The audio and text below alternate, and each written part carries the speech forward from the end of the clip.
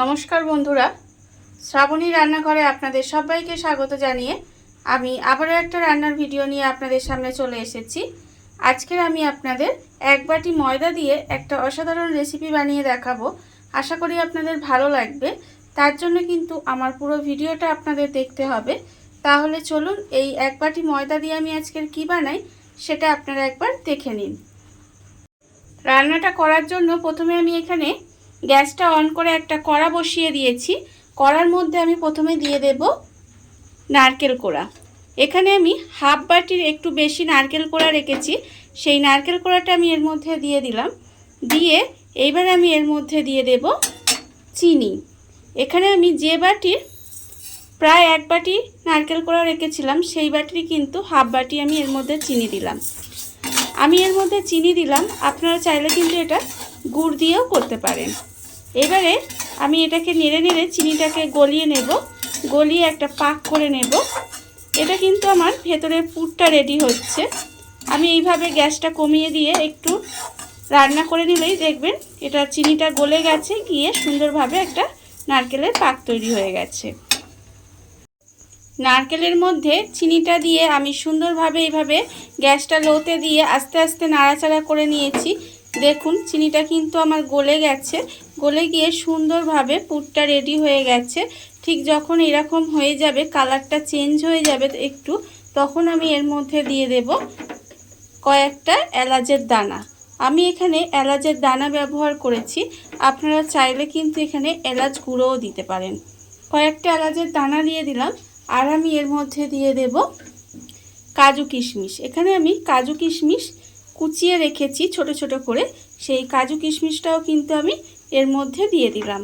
দিয়ে আবারও সমস্ত কিছু খুব ভালোভাবে একটু মিশিয়ে নিতে হবে।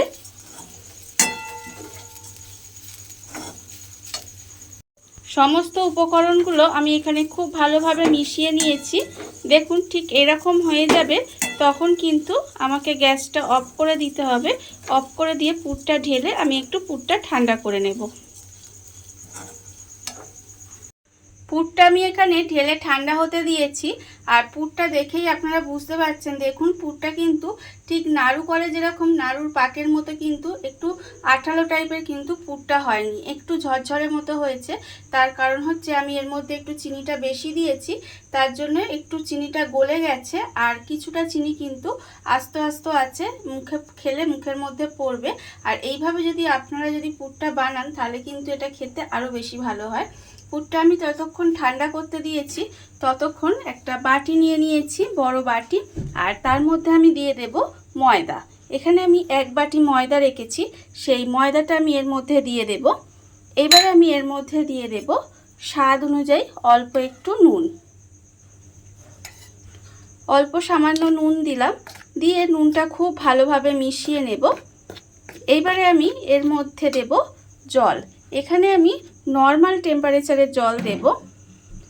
আমি একটা জলটা দিয়ে মাখছি, আপনারা চাইলে কিন্তু এর মধ্যে দুধ দিয়েও মাখতে পারেন।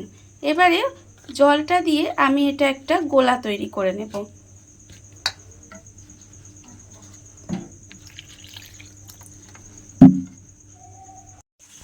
ময়দার ব্যাটারটা দেখুন আমি কিন্তু এখানে গুলে রেখে দিয়েছি। আর এটা কিরম কতটা ঘনত্বের হয়েছে আমি সেটা আপনাদের দেখাচ্ছি। দেখুন ঠিক এরকম হবে, একেবারে পাতলাও হবে না আর খুব কিন্তু ঘনও হবে না। ঠিক হাতার পিছন দিক দিয়ে আমি আপনাদের দেখাচ্ছি। দেখুন এরকম একটা লেয়ার পড়বে, ঠিক এরকম করে বানিয়ে নিতে হবে। আর অন্যদিকে আমি গ্যাসটা অন করে আমি চাটু বসিয়ে দিয়েছি। এবার আমি এর মধ্যে দিয়ে দেব তেল। এখানে আমি অল্প, খুব সামান্য অল্প পরিমাণে তেল দেব। তেল দিয়ে এখানে আমি সর্ষের তেল ব্যবহার করেছি, আপনারা চাইলে কিন্তু এটা সাদা তেল বা ঘি দিয়েও করতে পারেন, তাতেও কিন্তু হবে। এবারে তেলটা আমি খুব ভালোভাবে চাটুর মধ্যে গলিয়ে নেব। তেলটা আমি চাটুর মধ্যে খুব ভালোভাবে গুলিয়ে নিয়েছি। এবারে আমি এরকম করে এক হাতা করে এর মধ্যে দিয়ে দেব। আপনারা চাইলে ছোট ছোটও করতে পারেন, আবার একটু বড়ও করতে পারেন। এইভাবে দিয়ে হাতাটা এইভাবে ঘুরিয়ে ঘুরিয়ে গোল করে দেব। গোল করে এবারে যতক্ষণ না উপরটা একটু টেনে যায় ততক্ষণ গ্যাসটা এই সময় লোতে রাখতে হবে। গ্যাসটা লোতে রেখে এইভাবে যতক্ষণ না টেনে যাবে ততক্ষণ একটু অপেক্ষা করতে হবে। ওপরটা যখন একটু দেখুন শুকনো হয়ে আসবে তখন কিন্তু আমি এটা এইভাবে মাঝখান দিয়ে এইভাবে পুরটা দিয়ে দেব। একটু সুন্দরভাবে সরু করে পুরটা দিয়ে দিতে হবে। এইভাবে পুরটা দিয়ে এবারে খুন্তি দিয়ে আমি আস্তে আস্তে এটাকে এইভাবে উল্টে দেব। এইভাবে একটু ধারগুলো এভাবে তুলে নিতে হবে, নিয়ে সুন্দর করে এইভাবে ভাঁজ করে দিতে হবে। দেখুন ঠিক এইভাবে ভাঁজ করে দেব। ভাঁজ করে নিলেই কিন্তু আমার এটা রেডি হয়ে যাবে। এবারে আমি এটাকে প্লেটে তুলে নেব। প্লেটের মধ্যে আমি তুলে রেখে দিয়েছি। আর আবারও কিন্তু চাটুর মধ্যে খুব অল্প সামান্য একটু তেল দেব, দিয়ে তেলটা আমি খুব ভালোভাবে বুলিয়ে নেব। বুলিয়ে নিয়ে আবারও কিন্তু ঠিক একইভাবে বানিয়ে নেব। আর এইভাবে কিন্তু প্রত্যেকটা আমার রেডি করে নিতে হবে, এইভাবে বানিয়ে নিতে হবে। দেখুন বন্ধুরা, এক বাটি ময়দা দিয়ে কত সুন্দর একটা রেসিপি তৈরি হয়ে গেছে, আপনারা দেখতেই পেলেন। আর এটা কিন্তু খেতে ভীষণ ভালো হয়, ছোট থেকে বড় সবাই কিন্তু পছন্দ করবে। আপনারা একবার হলেও বাড়িতে বানিয়ে দেখতে পারেন।